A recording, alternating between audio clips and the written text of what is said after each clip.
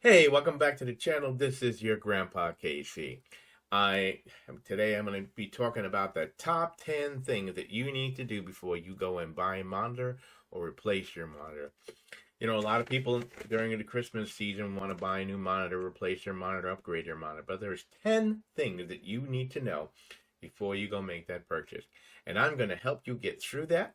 And again, we forget, don't forget to like, share, and subscribe to the channel. You don't doesn't hurt you anything to hit like, but it does help the channel get the information out there.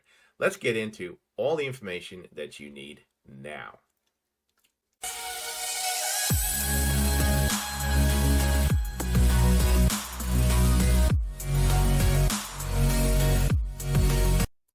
Well, first thing we need to find out is what is the connectivity that you're going to be connecting your unit to, and how much power or output does your computer put.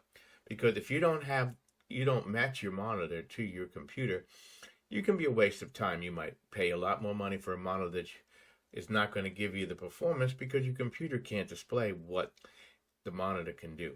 So let's just go over that real quick. Let's take a look at this picture right here. I'm showing you the side of a laptop and the side of a computer. And this one happens to be a video board.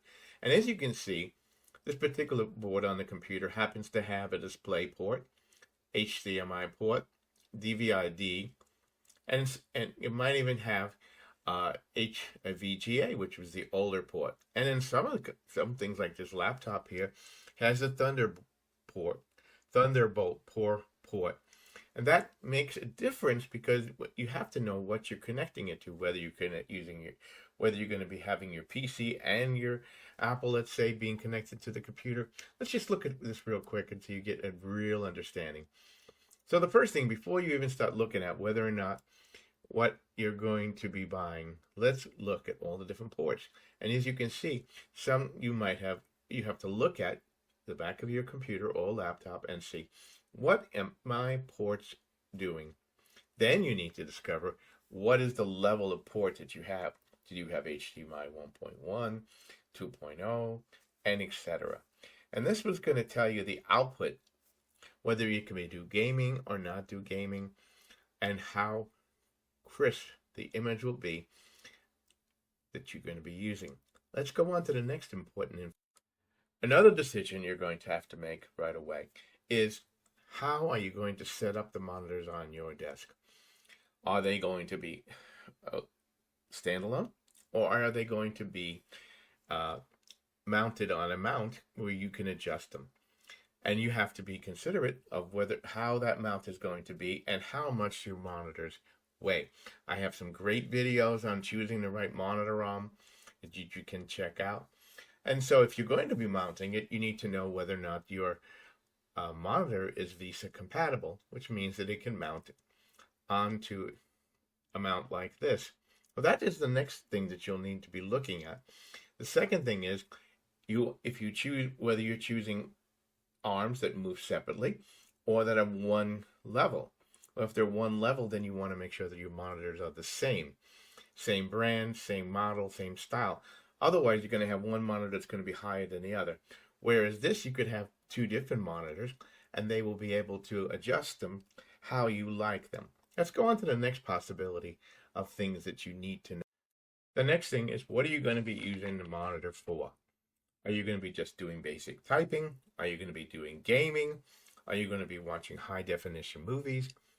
And then once you know that, you need to know whether or not your computer can output that information.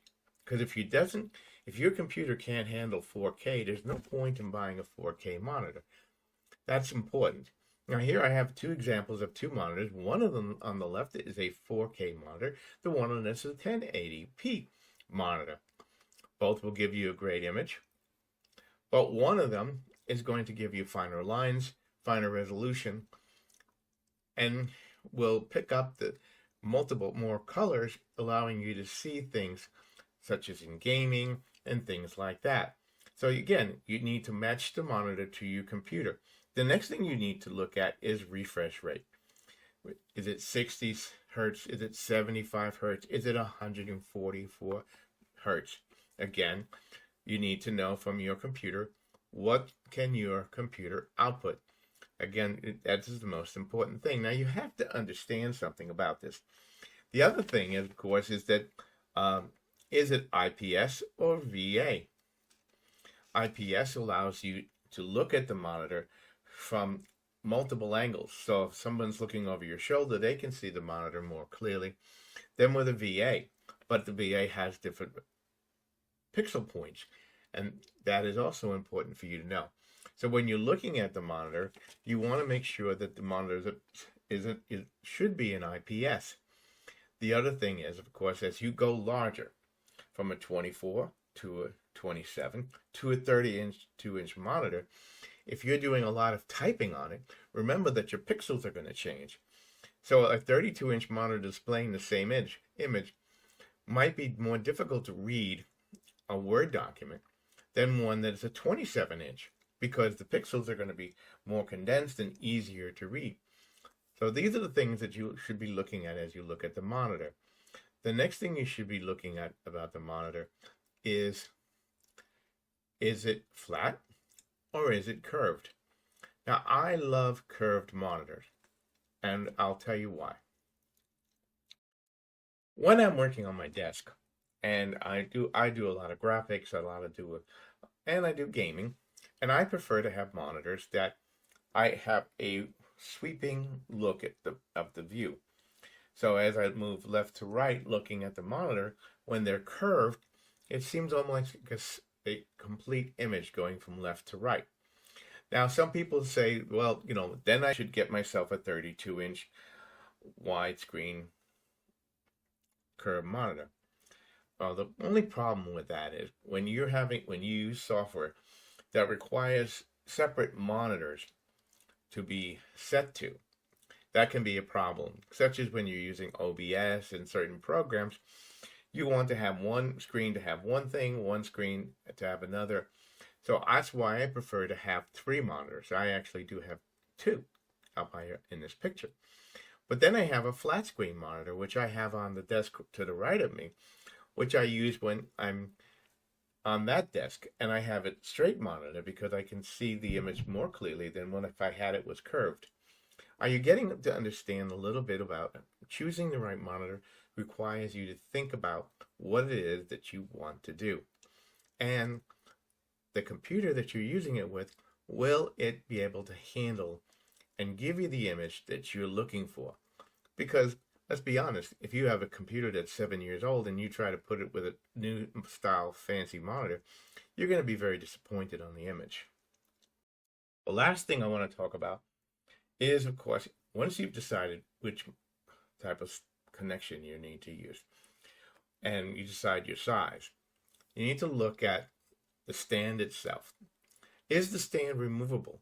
If you're going to be using a VESA mount, you want to make sure that that stand is removable.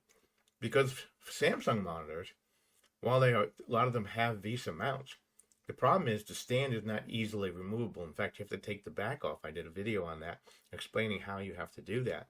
And so that a lot of times the arms or the mounts that you want to mount them to, you can't do so because you have to remove the stand, and that requires you to take apart. So look at the monitor itself and decide, is the stand itself easy to remove? And will the stand, if I'm going to be using it as a solo stand, does it match the type of desk? Some of them are flat platform, and some of them have a U shape. And so, which is going to work best for you? I know these seem to be a lot of thinking, and you're doing this, but you know what? Before you buy the monitor and you make those decisions, you're going to be less disappointed in the long term. So once you've gone through all of this, know that what type of connection your computer is going to be connected to your monitor, whether you're going to be using multiple monitors, whether or not you want to have a curved screen or a flat screen, whether it's going to be IPS or VA, what refresh rate you want to have at. I personally like 75 megahertz, but then again, you may find that working for you. And the last consideration is, once you've gathered all this information, what do you want to spend? I mean, right now, today I was recording this is the day after Black Friday, and a lot of sales are going on, a lot of opportunity to pick up monitors at discount price. But what you don't want is to pick up one of those monitors, get it home, and don't be happy with it. And a lot of stores won't let you return the monitor. And that's a problem unto itself. So again, once you've considered your budget, and you've considered all the things that you want to use it for, and connectivity, then you decide on the brand. Now, I'm not going to prefer any one brand. I like HP, Samsung, Dell. I've used them all. I make sure that when I buy a monitor, I buy a 2-year or 3-year warranty with it, mainly because they do fail, and usually the warranty is only good for a year, and there's nothing worse than having them fail. The other thing is, check out the return policy of the store. I mean, every so often I buy a monitor and it's got a dead pixel. That's a black spot on the monitor, and so you want to be able to return it to the store if that's a problem, how hard it is to do it.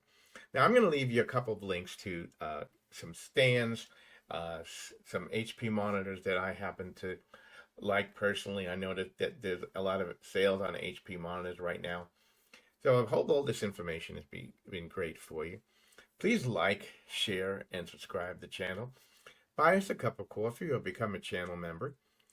And check out the Amazon links. Take a click and look at some of the items on there. One thing, it helps the channel by clicking on those links. It helps my Amazon account show that I have people looking at those accounts, whether or not you buy from Amazon or not. And again, supporting the channel by buying a cup of coffee. Anyway, as a recording of today, it's going to be December 1st.